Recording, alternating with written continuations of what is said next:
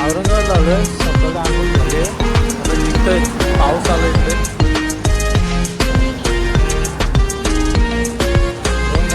गाडी पंक्चर झाली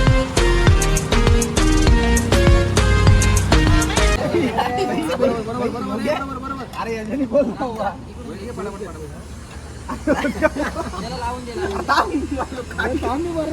काय बरं आता येड्यात करतात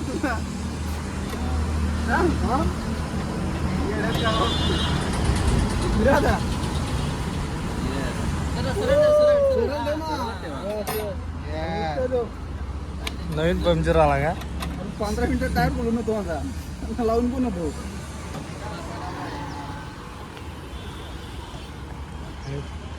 गाडी पंक्चर झाली आमची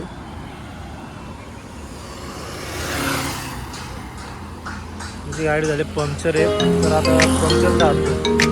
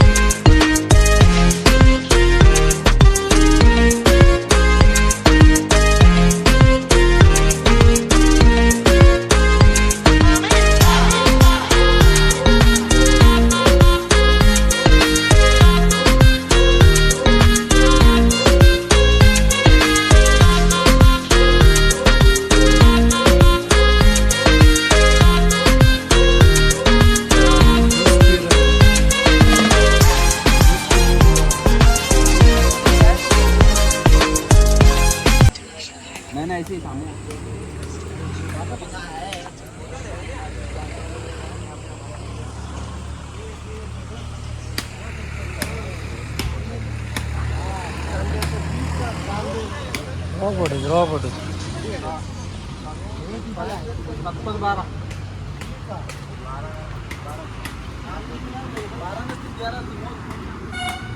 गाडी आहे ना लय मोठा आहे रे आहे पण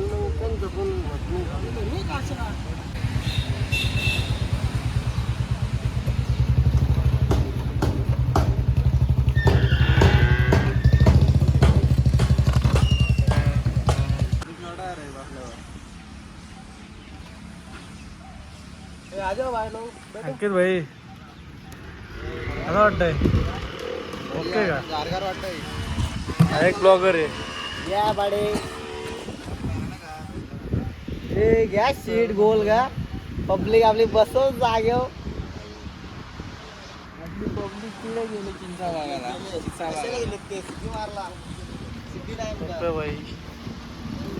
सिटी टाइम झाला ताजा ताजा ज्यूस वारा वाव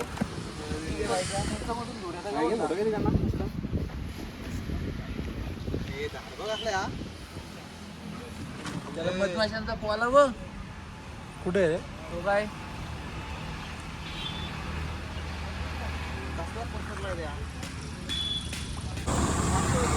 आता कुठे आणले आम्हा काय आहे जमिनीमध्ये काय आहे crystal quartz amethyst pyrite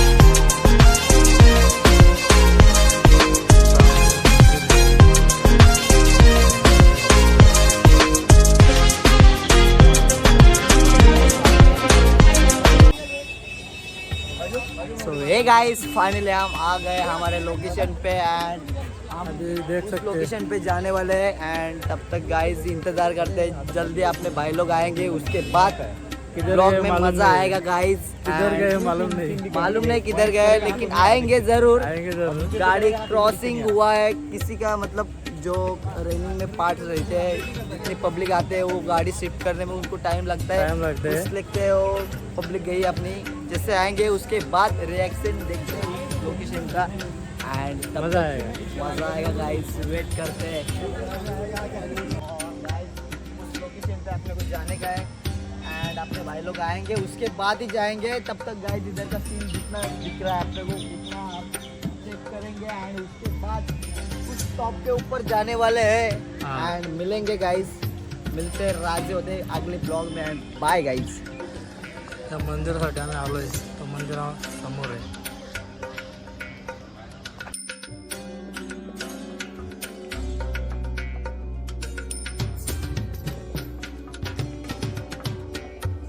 Ajanta की गुफाएं पैठण के उत्तर में 130 किलोमीटर की दूरी पर स्थित हैं।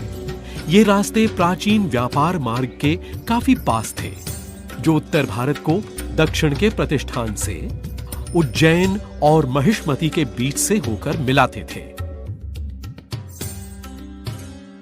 26 नंबर की गुफा का एक शिलालेख उस काल की इस घाटी का वर्णन करता है। पक्षियों और बंदरों के कूजन से प्रतिध्वनित एक अतीत अविस्मरणीय काल। गुफा नंबर 16 में एक शिलालेख है जिसमें इन भिक्षुओं को पर्वतों के वैभवपूर्ण शिखरों और उन पर लटकती हुई वर्षा काल की घनघोर घटाओं के बीच रहते दिखाते हैं। अजिंठा की गुफाओं का स्थान निर्णय क्यों यहां किया गया, इसका पूर्ण रूप से संकेत मिलता है। इनकी व्यापारिक मार्गों से निकटता, आध्यात्मिक गूढ़ प्रेरित करने वाले प्राकृतिक दृश्य और वातावरण। ये हैं अजिंठा की गुफाएं। शिल्पकला के ये अद्भुत प्रमाण, पत्थरों से काटे गए ये श्रेष्ठ मंदिर सारे संसार में अद्वितीय, सचमुच एशिया में अग्रगामी प्रयास हैं। प्राकृतिक चट्टानों को खोद उसी के अंदर निर्माण करना ही पत्थरों में की गई वास्तुशिल्प कहलाता है। अनेक मंदिरों को आश्रय देने वाली प्राकृतिक गुफाओं में और इन गुफाओं में एक फर्क है। ये अत्यंत परिश्रम से ठोस और कठोर पत्थरों की सतह पर अतुलनीय रचना होती है। सामग्री और स्थान की अद्वितीयता के बावजूद अजिंठा के समान गुफा निर्माण में वास्तुशिल्पियों ने भवन निर्माण कला की विधि में कोई फर्क नहीं दिखाया है। साधारण तौर पर लौकिक रीति के अनुसार ही बाहरी व अंदरूनी भाग भी हैं। अतः इनको एक अलग स्थापन शैली नहीं कह सकते। फिर भी ये असाधारण अवश्य हैं। पथरीली वक्राकार श्रृंखलाओं का सामना करते इन कलाकारों को एक रूपरेखा बनानी पड़ी होगी। कल्पना और योजना बनाते समय पहली गुफा से आखिरी गुफा तक उस रूपरेखा को ध्यान में रखना पड़ा होगा। इस असाधारण कार्य का एक उदाहरण देखिए। गुफा की अंदरूनी सतह पर खनन करते समय ये भिक्षु भीतरी छत से शुरू करते और धीरे धीरे जमीन तक पहुंचते। बाद ही में वे इधर उधर देख पाते, फिर उन्हें गिरने या पत्थरों से लुढ़कने की चिंता न होती।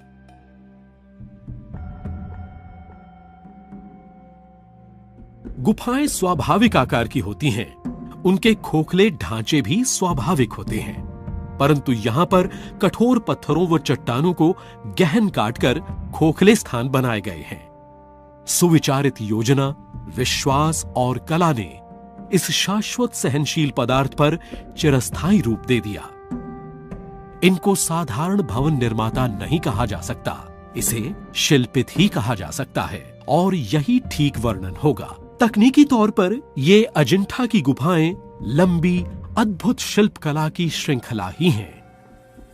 दस्तकार, निर्माता और भिक्षु, इन सभी को इस पूरी योजना की कल्पना करनी पड़ी होगी। पथरीली सतह पर काम करने की युक्ति सोचनी पड़ी होगी।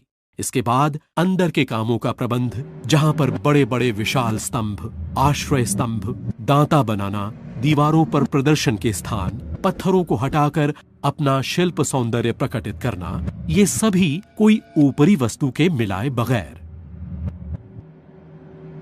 पता चलता है कि एक उच्च स्तर का काल्पनिक शिल्प और चित्रकला का अस्तित्व प्राचीन काल में था और सैकड़ों कलाकार कला को निश्चित शाश्वत रूप दे सके थे। इस प्रकार की गुफा निर्माण कला को छांटने के 3 मुख्य कारण थे।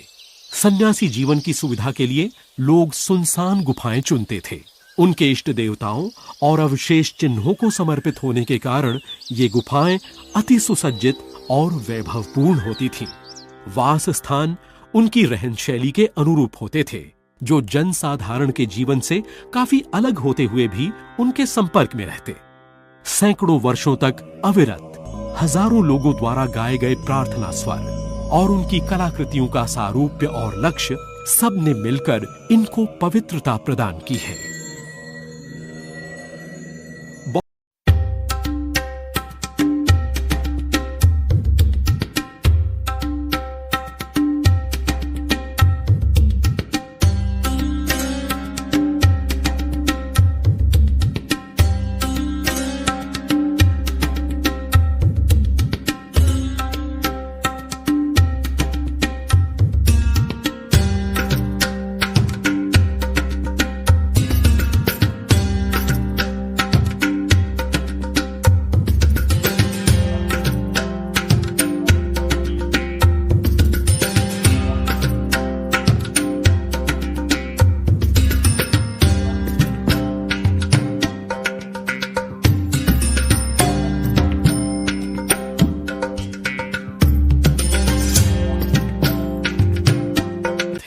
इस चित्र में धीरे धीरे कलाकारों ने इस अजंठा की गुफाओं का सृजन अनेक शताब्दियों के लंबे समय के दौरान किया।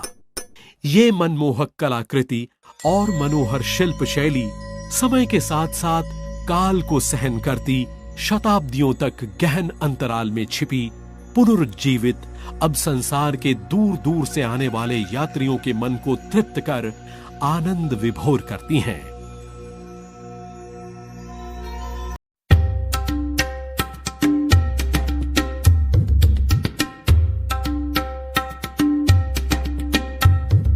अभी हम आए उधर से देवी देव से और अभी जा रहे शिरडी। अभी इधर देखिए लेक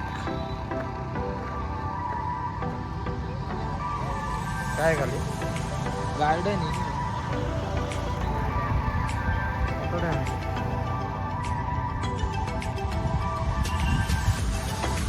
नज़ारा देखते हुए। और इधर और बंदर है, बंदर दिखा दो आपको, बंदर है।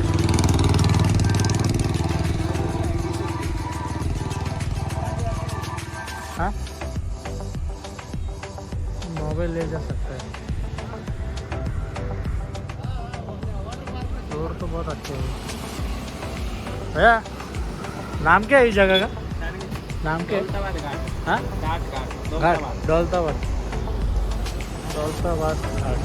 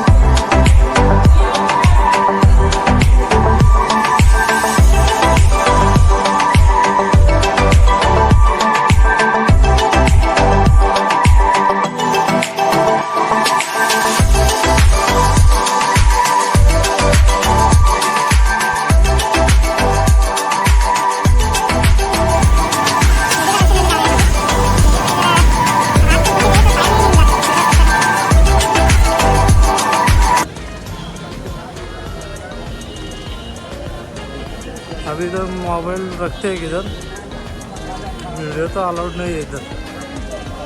आम्ही आता बोलतो इथं ऑटो कंटिन्यूमध्ये आता निघतोय घरी जायला। रात्री तर मोबाईल स्विचअप झाला त्यामुळे मी पण व्हिडिओ नाही बनवत, तर आता निघतोय घरी जायला।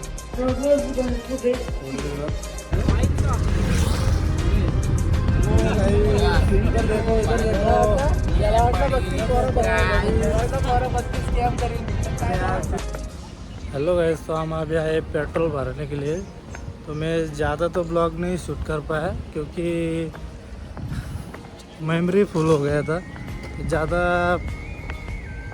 तो अभी पेट्रोल डालना है तो थोड़ा देखते करने को मिलता है कि ब्लॉग तो करने को ही तो नहीं मिला क्योंकि पूरा दिन हम ट्रैवलिंग ही करते रहे और टाइम ही नहीं मिला क्योंकि मैं ड्राइव कर रहा था तो वीडियो नहीं बना सकता था ड्राइव के लिए।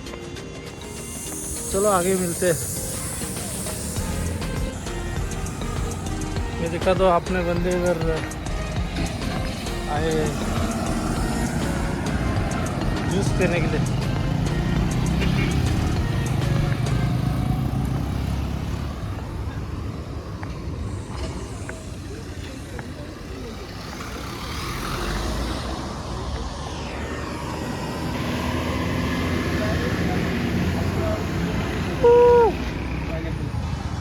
भरले गेले ना गाडी.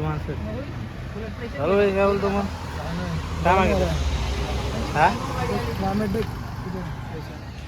क्या पाहिजे? म्हणजे आपण डायरेक्ट जाऊ. हे सांगितलं 200 किलोमीटर तिथे आपल्याकडे भेटेल कुठून कुठं. काय सांगितलं?